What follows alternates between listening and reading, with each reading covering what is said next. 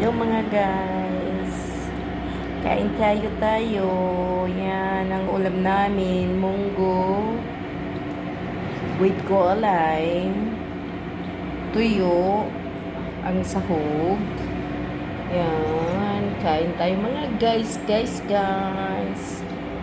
Okay. Thank you Lord sa binigay sa amin na biyaya. Kahit ganyan, pagkain pobre. Thank you. Hello guys. Good morning.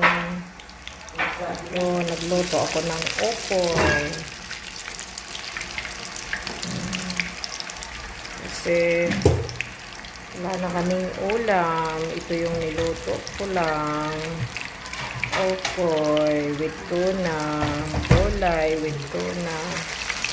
Yan yung luto ko ngayong araw for today. Yan ang luto na. Yan. Ano lang yan guys, repolyo, carrots. Nilagyan ko ng patatas. Tapos, kinadkad ko yung patatas at saka carrots. Tapos, repolyo. Nilagyan ko siya ng, nilagyan ko siya ng,